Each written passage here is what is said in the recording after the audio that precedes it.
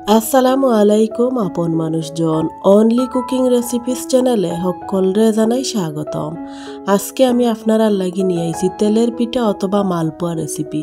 সঠিক নিয়মে কিলাখান এই পিঠাটা বানাইলে ওলাখান ফুলকো ফুলকো আর নরম তুলতুলো হইব। আজকের এই ভিডিওটা যদি আপনারা দেখেন তাইলে খুব সুন্দরভাবে বাসা বাড়িত বানাইয়া খাইতে পারবা।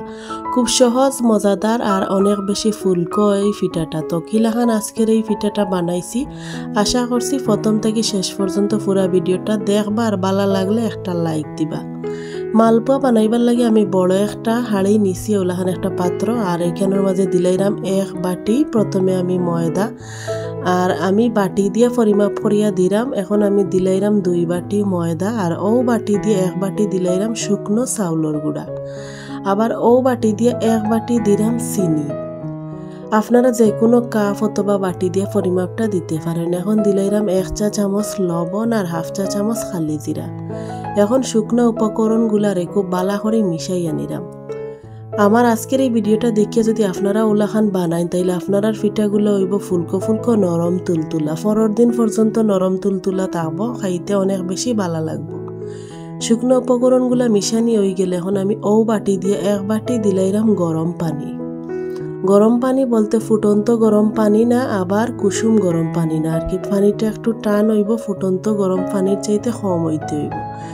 এখন সবগুলারে খুব বালাটিকে একটু মিশাইয়া নিলাম। মিশানি হয়ে গেলে এখন আরও 1 বাটি দিলাইরাম ও বাটি দিয়া গরম পানি। দেওয়ার পরে আবারও খুব বালাটিকে আমি মিশাইয়া নিলাম। ভিডিওটা দেখতে দেখতে যদি লাইক দিতে ভুলি যাইন, মনে করি একটা লাইক দিয়ে পুরা ভিডিওটা দেখার অনুরোধ রইল। অতদিন অসুস্থ থাকার কারণে আমি ভিডিও আপলোড দিতে পারছি না। আশা করছি আজকের এই ছোট্ট ভিডিওটা আপনারা দেখবা আর আমার পাশে থাকবা। দেখো 2 বাটি পানি দিয়ে মিশানির পরে উল্লাখান হয়েছে। এখন আমি আরো 1/2 বাটি গরম পানি দিলাইরাম। মোট আমার এখানে লাগছে 2.5 বাটি গরম পানি। এখন আমি খুব বালাটিকে একটু মিশাইয়া নিলাম। যত বেশি মালপোয়ার ব্যাটারটা মিশানি হইব তত বেশি পিঠাগুলা ফুলকো ফুলকো হইব। 10 থেকে 15 মিনিট সময় নিয়ে খুব বালাটিকে মিশাইয়া নিতে হইব। আমিও খুব বালাটিকে একটু সময় নিয়ে মিশাইয়া নিলাম, আর মিশাইতে মিশাইতে দেখো ব্যাটারটা কিলাখানো ওলাখানো স্মুথ হইছে। এখন একটা ঢাকনা দিয়ে ডাকিয়ে আমি 1 ঘন্টার লাগি রেস্টও রাখি দিলাম।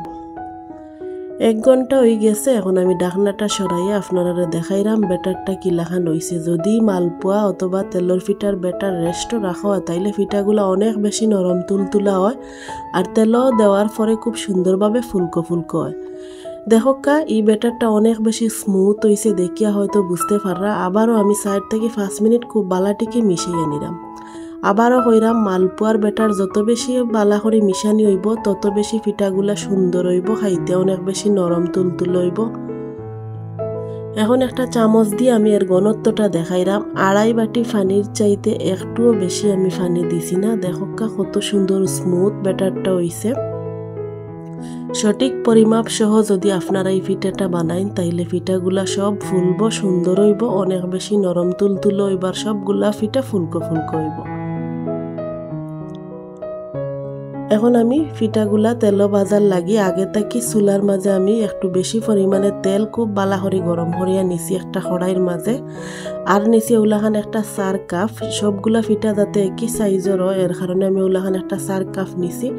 কাপের অর্ধেকটা পরিমাণ ব্যাটার আমি তেলের মাঝে দিমু।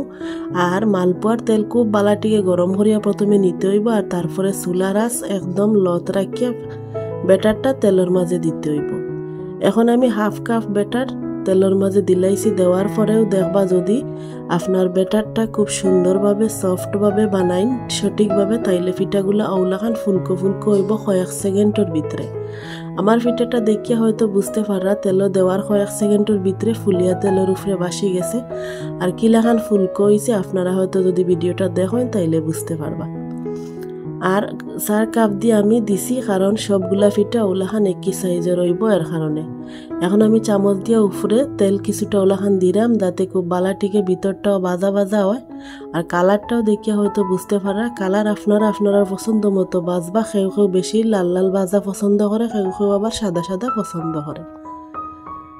দেখো আমার একটা পিঠা ভাজা হয়ে গেছে, আর পিঠাটা কিলাখান সুন্দর হয়েছে মাশাল্লাহ। উলাখান করি আমি বাকি সবগুলা পিঠা ভাজি আপনারা লাগি শেয়ার করমু। আর এই পিঠাটা দেখতে অনেকটা লোভনীয় হয়েছে। সবগুলা পিঠা আমার একটা একটা করে বানানি হয়ে গেছে। এখন একটা একটা করে পিঠা আমি একটা প্লেটও পরিবেশন করি আপনারা লাগি শেয়ার করাম। দেখো কিলাখান গুল গুল সুন্দর হয়েছে সবগুলা পিঠা।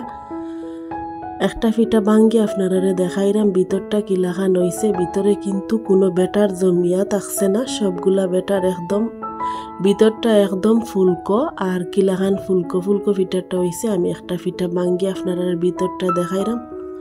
দেখকা একদম ফুলকো ভিতরটা, কোনো ধরনের বেটার জমিয়া আছে না, খুব সুন্দরভাবে ফুলছে আর কিলাখান ছিদ্র ছিদ্র হয়েছে দেখিয়া হয়তো বুঝতে পারা। আপনারাও চাইলে আমার আজকের এই ভিডিওটা দেখিয়া ওলাখান বাসাত পিঠাটা বানাইয়া খাইতে পারেন। আপনারা